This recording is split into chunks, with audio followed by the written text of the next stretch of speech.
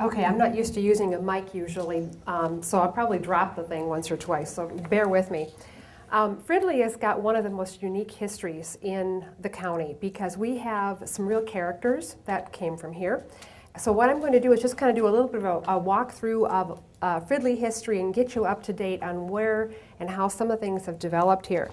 One of the earliest settlers that we have record of that came to Fridley is John Banfield. And of course, I'm sure most of you are familiar with the Banfield Lock House on East River Road. Well, John Banfield got here in 1847. He was one of the very, very early folks that came and settled here, and he opened his tavern. And in those days, 1847, a tavern was not just a place to go drink. It was a place to get a meal, a place to sleep, stay overnight. And Banfield's stop was about halfway between where they were coming from in St. Paul, near Fort Snelling. About halfway was Banfield's Tavern. And then you went up into what would eventually become the city of Anoka, because by 1847, Anoka is moving forward from the fur trapping post that was there in 1844, but it's not open for legal settlement yet, only on the east bank of the Rum River. You have to remember that we've got the Native Americans that are here, and they claimed that land on the west side. At that time, Anoka County was not formed yet, and the borderline was the Rum River, and that was between Ramsey County on the east and Benton County on the west. 1856 came along and they split off Sherburne County, and they rearranged how the counties were going to be shaped at that point, and that's when Anoka County's lines started to be formulated. We were not organized as a county until May 23rd, 1857, so that means this year is our sesquicentennial anniversary. So I'm sure you've heard all kinds of things about the sesquicentennial celebration. It's shaping up to be quite the event. So make sure you mark the 19th and 20th of May. We're going to be rolling a wagon train through the county. We're going to have all kinds of activities. We're taking over the county fairgrounds and doing history on the entire fairgrounds. Everywhere you look, there'll be all sorts of history, from fashion shows to antique tractor pulls to you name it, it's happening on that weekend. So we'd love to have you all participate in that as well. Now, the wagon train leaves on the 16th, and it actually rolls through the county until the 20th. And the big event is the 19th on Saturday, May. Unfortunately, the 23rd didn't cooperate and land on a weekend for us, so yeah, we had to go with the 19th. But anyway, that was how Anoka County got its starts. But Fridley was not included in Anoka County at that time. I'm sure I'm not talking any news to you when I say that you were your own county down here in Fridley. The whole little bottom tail of Anoka County was called Manomin County. That came about because a gentleman by the name of Abram Fridley was here, and he mentions his uncle in the legislature, in the territorial legislature. He doesn't mention who the uncle is, so I'm not exactly sure the guy's name, but he talks about how, you know, this uncle, and he kind of had envisioned kind of his own little county there, but when it was brought to the state legislature, or excuse me, territorial legislature for organization, what he envisioned as being Manomin County was going to include all of Mound View, not Mounds, just one, evidently, Mound View, and that incorporated pieces of what's today New Brighton and a little corner of even what's St. Anthony. He had envisioned all of that being included in Manomin County. If all that territory were included, it probably would have been enough to be a viable county. Somebody through, let me find his word.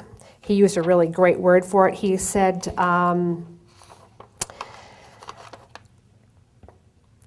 called it that someone omitted the enrollment of the bill. And when it was presented to the governor, who was an uncle of mine, and we're still not entirely sure who he's meaning, even though because there's two different governors right at that time. And it was approved without discovering the emasculation. That was his words of how it was chopped off, and that ended up in Ramsey County, and of course that left Manomin County with this little teeny space, and really was not a very viable space as being a county. They knew that if they were going to try to tax the citizens of that community, which in 1860 were all of 150 people, that just wasn't going to make sense. So they decided that they would eventually annex themselves to Anoka County. And they asked how that was done, so Mr. Fridley wrote a letter, and he said that that was the whole reasoning behind it, because it was, according to him, an elephant in our hands and difficult to get rid of, because the constitutional provision against reducing counties below 400 square miles, then hence the constitutional amendment was submitted and adopted as the only way out of the dilemma. It was too small of a county to be viable on its own. Now, Abram Fridley himself was quite a character, and I want to give you a little bit of his background before we go on, because he really was a character. He's been described in lots of ways, and some of them not real kind. Mr. Fridley got here in, I have to find where he's at here. Whoops, in my notes, wrong page. See, this is why I don't use a microphone most of the time. Get to my biographies. I'm kind of skipping around a little bit. He was quoted as being the most interesting and ambitious person, to say the least. First history that we know of Mr. Fridley was he was an agent for the Hudson Bay Company trading furs with the Indians. He arrived here in 1857, and when Anoka County was incorporated, and by the way, it was such a big deal to incorporate counties at that point in history that the St. Paul paper, the Pioneer and Democrat, was the name of the paper. They listed a whole column of all the things that the legislature was going to be entertaining as far as bills and considerations were for that day. And somewhere in about the second column of the list of things, it says, county to be organized of Anoka. About 3 lines down, it says county to be organized of Manomin, and that's about it. That's the only mention it makes. There was no big headline saying that, oh, we incorporated a new county. It was just, yeah, that's what the bills are going to get around to today. That was it. Well, Mr. Fridley became the chairman of Manomin County's Board of Commissioners, and he held that position for the entire time of the existence of Manomin County, all 13 years. They were incorporated in 57, and by December of 1869, they were already petitioning to be annexed to Anoka County. In 1870, that then happened. It's kind of an intriguing tidbit to find out that when Fridley was going to be annexed to Anoka County, of course, Hennepin County would have really liked to have kept that piece of ground, and Ramsey County would have thought it would have been nice to keep it too. But the folks in Fridley said, no, we'd rather be annexed to Anoka County because they're much more rural in nature, much more like we are, in keeping with our thoughts and what we're like. So we want to be part of Anoka County, which of course is one of our most developed parts of Anoka County today. So it was just sort of an interesting and ironic little piece that it came back to it. Now, you have to remember at this point in history, and this is one of my favorite stories about Fridley, you have to remember that at this point in history, newspapers were like giant editorial pages. You didn't necessarily have to tell the truth. You might have run across the terms of yellow journalism. Well, this is rampant in newspapers in Minnesota in the 1860s, and politics was, of course, the big thing to talk about. Well, the 1860 election, if you think back in your grade school history, was when Abraham Lincoln was elected. There were 4 candidates for president. There was Lincoln as a Republican, and that's a new party, and then there were 2 Democrats, and then there was a 4th candidate as well.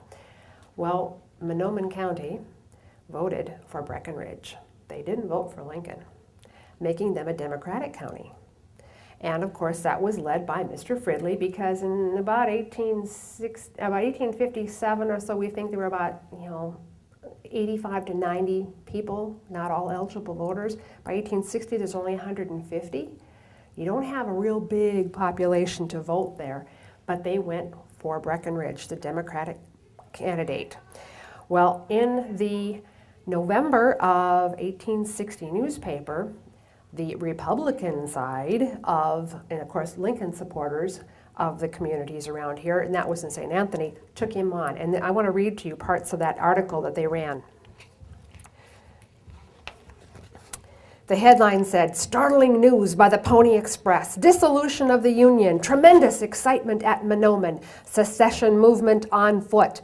The government officers all resigned. Governor Fridley has called a convention. Republicans are ordered to leave the county. Fort Snelling is threatened and war is expected."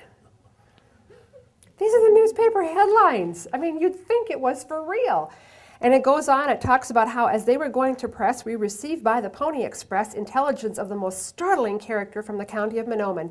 Secession sentiments are spreading into the North. Remember, this is right about the time that South Carolina is passing their ordinance of secession, and we're right on the very brink of the Civil War. This is in our paper about our good old Fridley here. Talks about Manomin County is already determined to secede before the 1st of January. It will be remembered that this county in the late election cast its full vote for Breckenridge. Governor Fridley has called a mass convention to meet on Christmas Day to take final action to whether they should form a new government or should they be annexed to South Carolina. It goes on. It's just a great article that talks about going on about all these things, and really all it was political jabbing from Republicans to Democrats. So, you know, in some things history doesn't change. Goes on to say later, because following down the column, and it says, the Mississippi has been blockaded opposite the city of Manomin. The steamers belonging to other states are not allowed to pass that port. This is above the St. Anthony Falls. There aren't very many boats that are up there. You know, I mean, no other state has any that I could be certainly thinking would be there. The ferry boat had stopped running, and old Abe was burnt in effigy at Rice Lake, and it goes on and on and on. It was just having a grand time. So we always say that, yeah, Fridley was the only part of our county that ever tried to secede from the Union. So these are the kinds of things that are going on politically, and that's what Abram Fridley was involved in. In fact, he really was very much a mover and shaker in politics.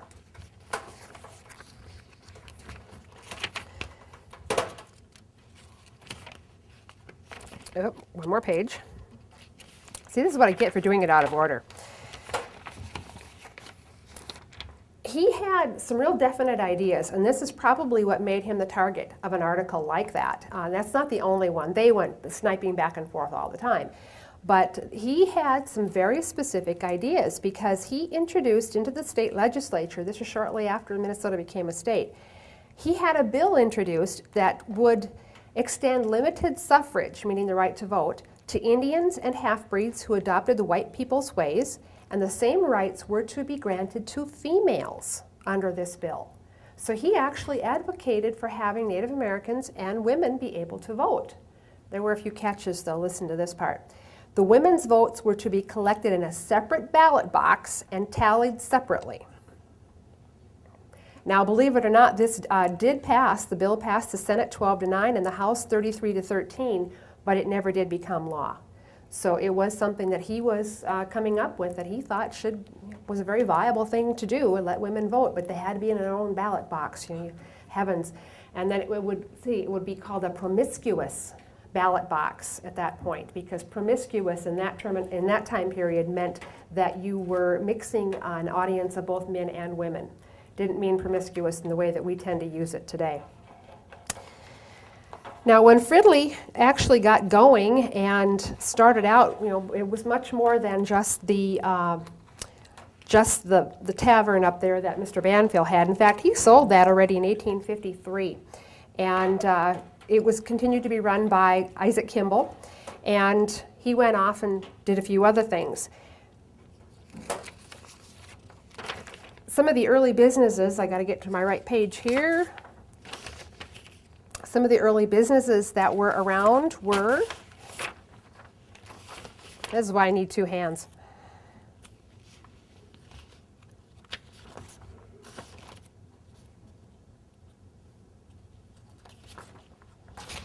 Okay, back to Mr. Fridley here, and I'll get him into where he belongs and we'll be all set.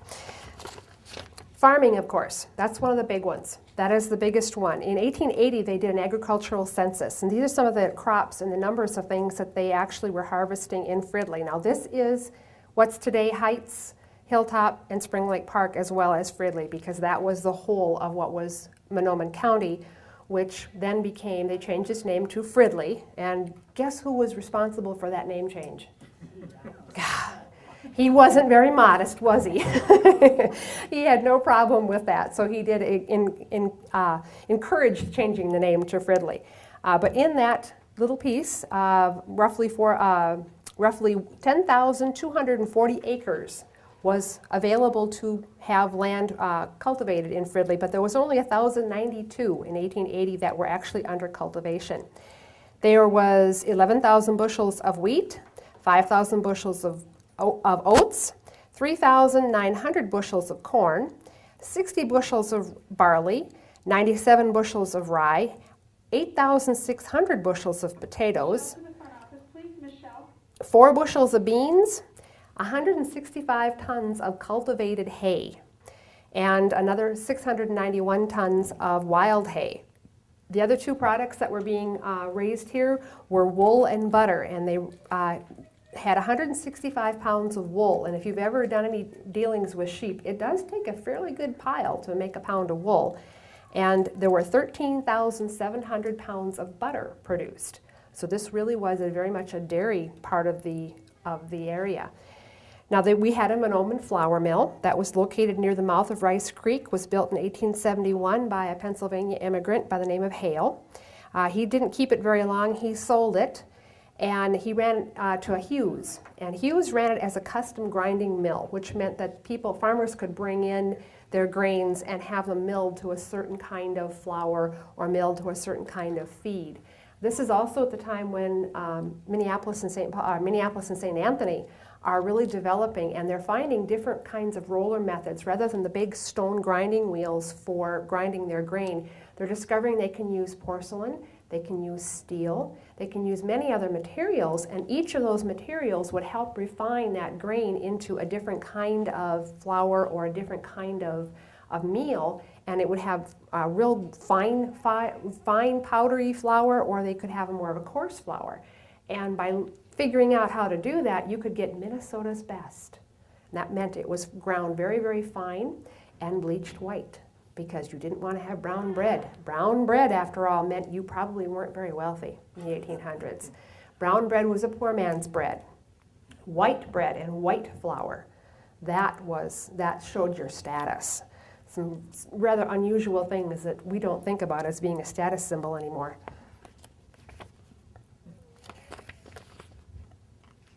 Oh, by the way, that mill, when Mr. Hughes was doing the custom grinding, according to what they figured, he could do 150 barrels of flour per day. Sure. Where was it that you said the mill was? Mouth of Rice Creek, right down by the Mississippi River. Okay. And that was because that was where they could get the water power. Okay. Some of the other things that were there, we have the steamboat line. There are steamboats that run from the upper side of St. Anthony, and they could go as far as St. Cloud before they'd run out of water on the Mississippi. They, in some years, could go a fair ways up the Rum River till the dam was built, and that was in 1853, so it didn't last long. But the steamboat landing would be just below the Main Street Bridge in downtown Anoka, was where they landed the steamboats after the dam was put in 1853. But they did go as far as St. Cloud. And the big thing was that they would have to build steamboats with a very shallow draft. And I found records that talk about steamboats being built for the upper Mississippi with a draft of 13 inches, meaning that when you had that boat in the water and loaded, it would only sink 13 inches into the water. The steamboat captains, the big saying was that we need to build a boat that will run on a heavy dew. And 13 inches isn't much more than that. Okay, I've grabbed 2 pieces of paper here, and I've lost the one that I wanted that had my whole list on it of the businesses that were here. All right.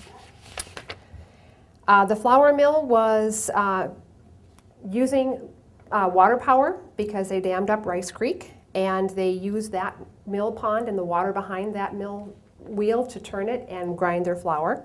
And that original dam, they said, provided a 15-foot head of power for that flour mill. That's quite a dam and quite a bit of water power that they were putting over there. Just in retrospect, to think about it, if you've gone through Anoka and looked at the dam on the Rum River there, the highest, right now with the boards on, it's a 13-foot head on it. And the highest we've ever found record of it being was in 1912, and then it was only a 15-foot head. Now, Rice Creek and the Rum River are certainly not equal in size, so I'm imagining that with the higher head on Rice Creek that they were able to draw more power, because they drew quite a bit of power from the Rum River. And I can't imagine Rice Creek being able to draw that much more than the Rum River could. Now, we don't know exactly when that dam was taken out, suspected between 1922 and 1936, but then it was replaced with a concrete box culvert, and that was modified again in 1955 to act as more of a dam, and now it's more of a water control along that area there. In the other parts of town, we have the Manomin Hotel. There was a starch factory here. Remember all those bushels of potatoes I mentioned? Well, they discovered that potato starch was a highly saleable commodity. They also knew that if you were real sharp as a farmer, you took all those scrubby potatoes with all the knobs on them and all the little potatoes, that's the ones you sold to the starch factory. Because with the more peel that's on a potato, the higher its starch content. So you got more money from the little ones when you sold them to the starch factory. That also left you with all these great big, beautiful, perfect potatoes that didn't have knobs or bumps on them. And you start selling those as coming from Anoka County, Minnesota. Oh my goodness, why, they're just perfect potatoes and they're really good. And you get the reputation and you just keep building it up. We have a sign that's mentioned in one of the letters back written from a man who was in Washington, D.C. And this was in the 20s, early 20s. He wrote back and he said, oh, it's such fun to go to the markets here, because they would have a bushel of potatoes, one on each side of the door and on the market. And on one side it would be good keeping potatoes, 75 cents a bushel.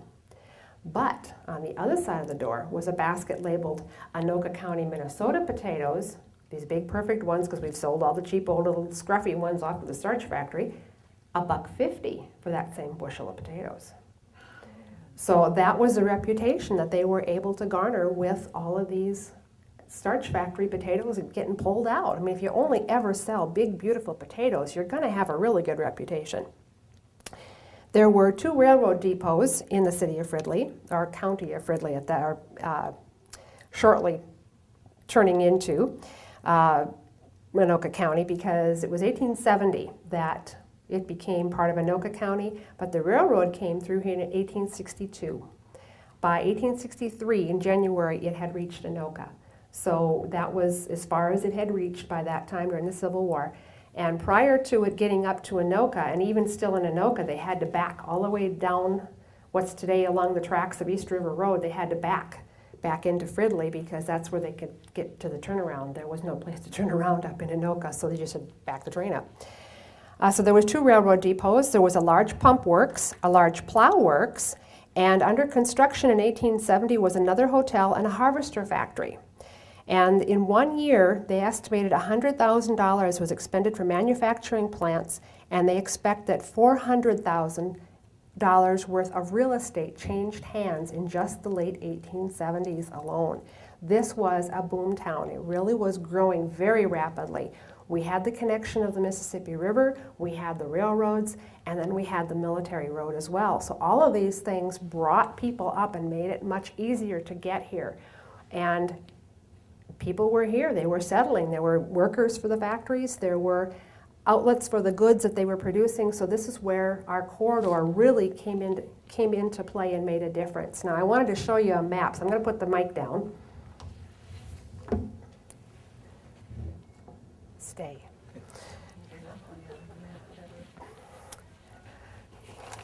This is one of my favorite maps in the whole collection. I'm going to let you have this end. Yes, this one is just great. It's a really long map, and Fridley is down at the bottom end, of course, down there. So I'm just going to kind of flip it back this way so you get a little bit more of a chance to see it. This is the resurvey done in 1881 of the military road. See, that's where East River Road really makes an impact, because the military in the early years of the 1850s, and they wanted to be able to connect all their military outposts together. That was something the new state was very concerned about, was being able to answer any response that a citizen might have with concerns about the Native Americans.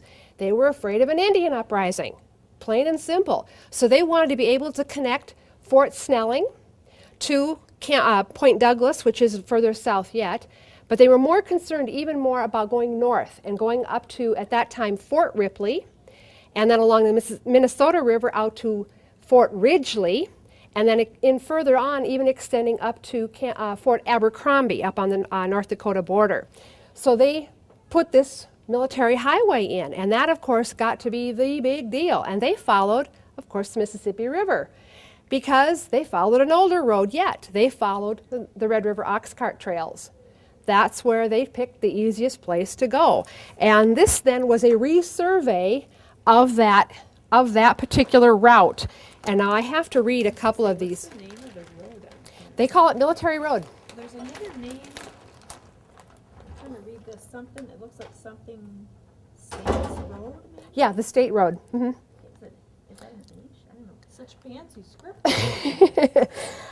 But now I want to read to you a couple of the survey points. This is the most fun map that I've ever run into in our collection because, let's see, witness. This is where you put your survey marker down, right? A bur oak, and it gives you, you know, the minutes and degrees where that bur oak is at, to a second bur oak. Now, excuse me, how many bur oaks are there in this county? You know, good thing they gave you the minutes and whatnot. But now then we get down here a little bit further. B, the witness marker for the survey, cottonwood tree. That's that one. And then if you go to, let's see, number 4 here under C, that's a witness rock. That's where they marked that one, to another witness rock.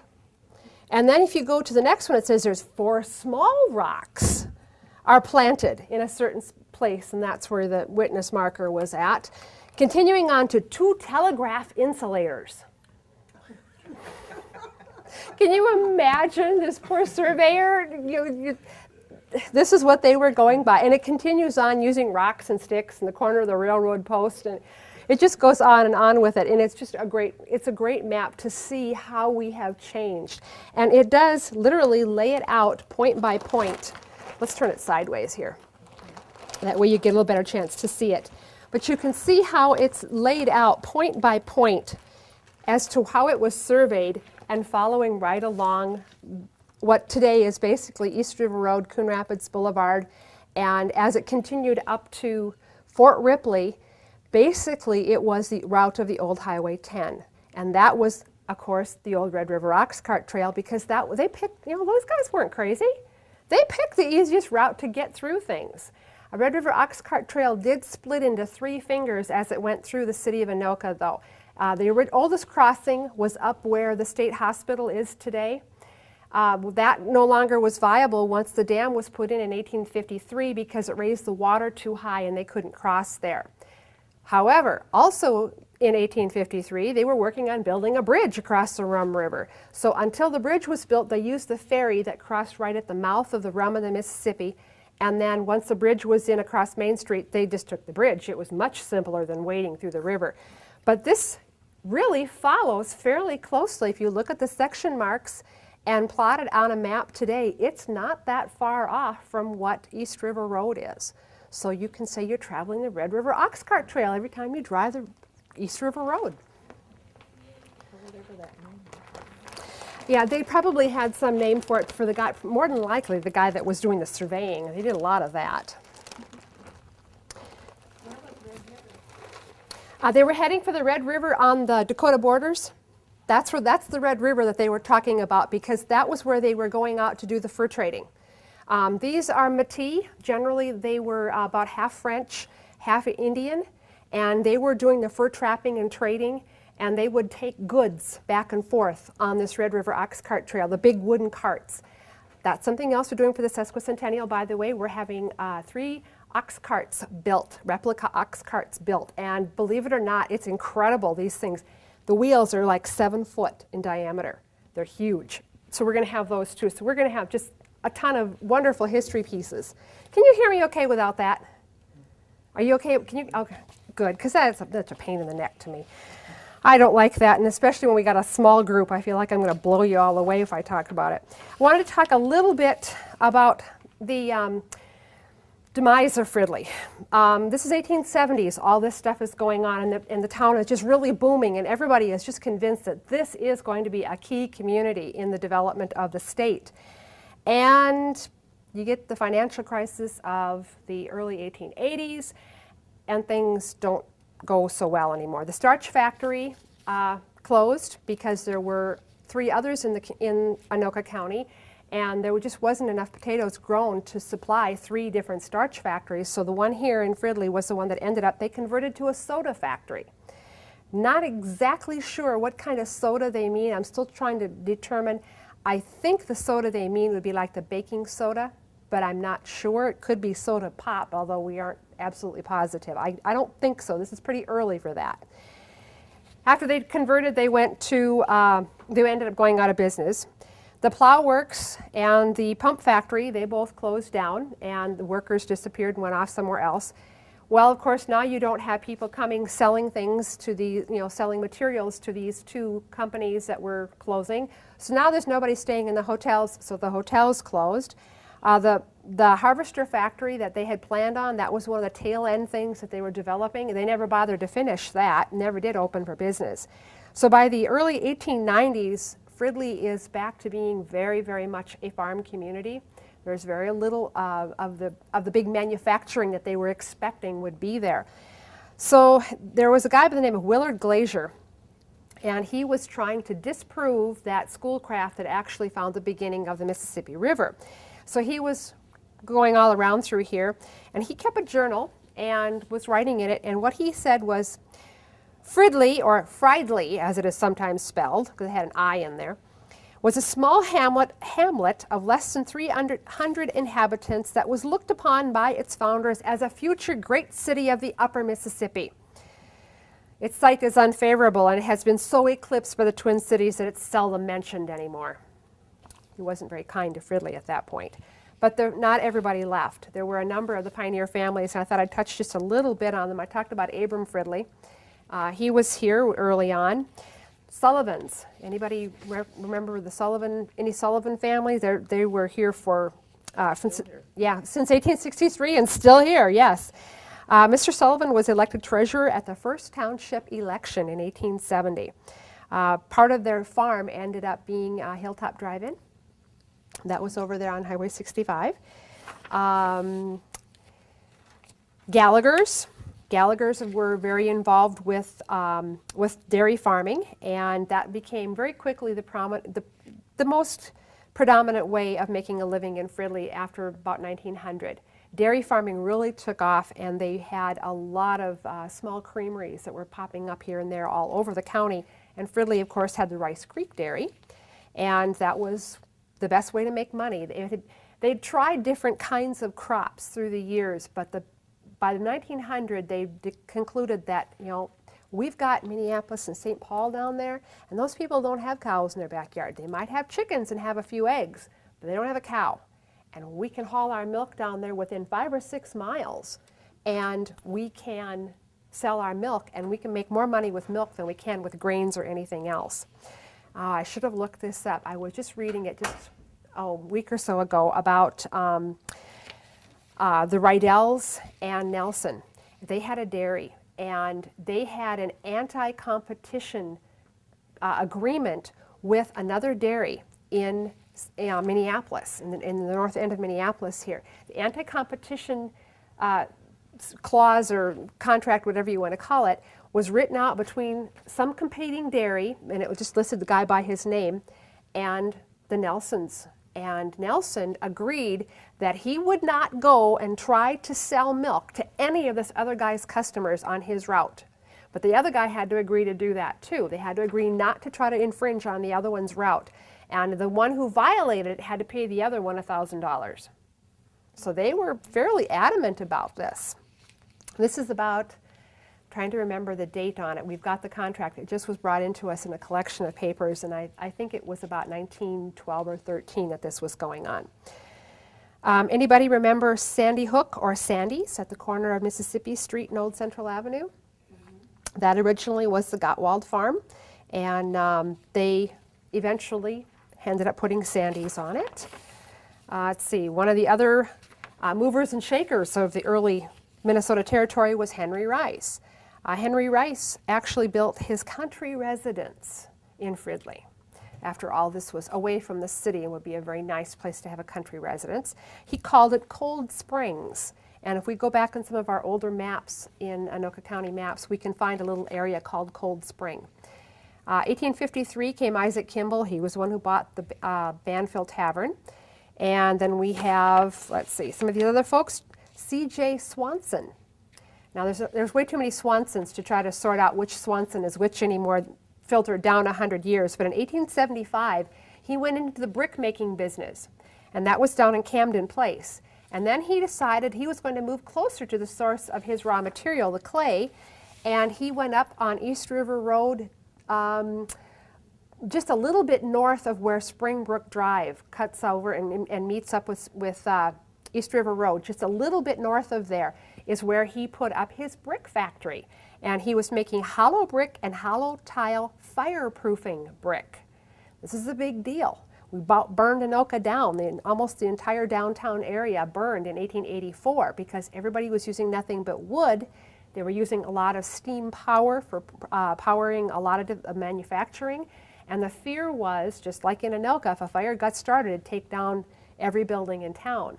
So after that big fire in 1884, everybody wanted to start building with brick. This is also at the same time when this vein of clay had been discovered along the bank of what's today Coon Creek, runs out into Andover, and they would pull this clay out and bake it into bricks. I don't know if any of you ever got up into Coon Rapids to go swimming as a kid, but the clay hole was a big swimming hole. And it was closed probably, I want to say about 15 or 20 years ago that they closed it because it was so occluded that if somebody got in trouble, they wouldn't be able to find them in the water.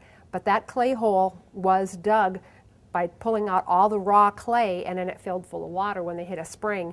And that's how the kids got to have the clay hole swimming hole up there. Let's see, any other people that I really wanted to highlight for you?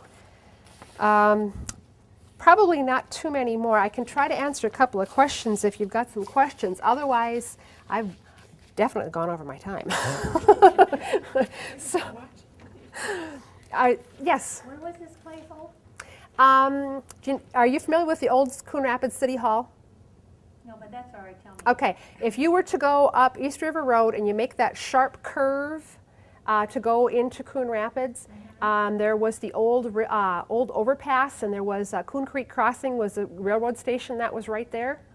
That was where, just a block further west of that railroad, Coon Creek Crossing, was where the old City Hall building was, and Clay Hole it's a pond there, and this Coon Rapids Historical Commission has a marker that talks about the history of it there. And the story is that there is supposed to be a locomotive in the bottom of that thing, some kind of a small train, real miniature type, that's in the bottom of it that fell in and got stuck there. It's great folklore. Yeah, that was Old Highway 10. Yeah, Old Highway 10, yes. My uncle broke his neck in that clay hole. Oh, really? Wow. But we used to go swimming there all the time as kids. Yeah, and I was fortunate, I swam there, and I was fortunate enough that my kids swam there too before it was closed. So now it's closed and you can't swim there legally anyway. I still know a few kids that go do that, but we won't talk about that. But that was part of it. And then the bridge that's right there, the old Highway 10 bridge, that is designated as a Coon Rapids City Historic Site as well because that was the first overpass built in this area. And if you look at it, it's only 3 lanes wide. The middle lane was a passing lane, and that's what they did when they blacktopped it all the way from here in Fridley all the way out to Elk River. It was blacktopped, and they did that in the 20s. And that was to promote tourism. And they had this passing lane in the middle, and that was not necessarily a real safe thing. So they eventually just discontinued that passing lane and managed to get 2 good lanes in the road. Any other questions that I can try to answer? Yes. I don't have all the answers. All right, that's all right. You had mentioned 2 train stations here. Do you know the approximate location of where those train stations were? One of them was down further south, closer to where the switching yard is today. Okay. And I don't know where the second one was. I haven't been able to find that on a map yet. Okay. I've got some other maps here, and I should look and see if the 1914 actually shows it. There was a train station just off of Mississippi Street. Okay, that makes sense where it would be. I've got this. The post office was there. Yeah, the main post office, and that would make sense. Thank you. This is 1914 plat. I'll just pass it around so you can take a look at it. Plat maps tried to delineate who owned every given piece of property, but because by this time, by 1914 already, we have some subdivisions going on, and we have the small city blocks and the real dense development of the properties already starting in Fridley. And that probably is a holdover from Columbia Heights. Thomas Lowry was promoting commuting. That was his thing. If you remember, Thomas Lowry had a big interest in the streetcars. And his big thing was you have your family out in the suburbs where it's clean air and clean water and you get away from all that pollution and noise and crime of the city. Papa might have to go to work there, but then he could take the streetcar back and forth. And in fact, Lowry in 1898, when he was advertising for people to come to Columbia Heights, in fact said, I'm looking for this kind of a store and it'll be on this side of the street at this intersection, and I want that on that corner and that on that corner and that on that corner, and only businesses of the best class may apply, and all this kind of stuff. He was building a community. So Orrin Thompson, Vern Donnet, they weren't the only ones that did this. Lowry definitely had a finger on that ahead of time. And then I have one other map that we can lay out to look at as well. And this one shows you again still that real concentrated development along the river, because that's where the main roads are. That's going to be the part that is easiest to get to. So that's part of why the pattern of development happened with Fridley in particular, almost in a strip along the river was the main part. And then you have to remember where the good land is too. You don't want to farm on those sand plains. When you get up there more like towards Northtown, there's an awful lot of sand in the sand plain up there. And that wasn't where you really wanted to be either. what is the date on So this is that map? 54. I was gonna say 53, but it's pretty close. Yep. So this is Rice Creek, right here. So this must be the road. Mm-hmm. There's Osborne Road. Must be East River. Why is East River? Looks like East River Road split here. It probably has changed, shifted here and there. I haven't compared it real close to the current maps. That might explain some of our strange lots over in that way. Yeah, that's right. Yeah, with all those crazy angles on things. And we think about cul-de-sacs and all that as being something that is more modern. If you look here, you can find all these little curvy streets, and there's cul-de-sacs and everything already in the 50s that are already established. So some of these things that we think of that are fairly new aren't so new. But we can spread this out on one of the tables too, and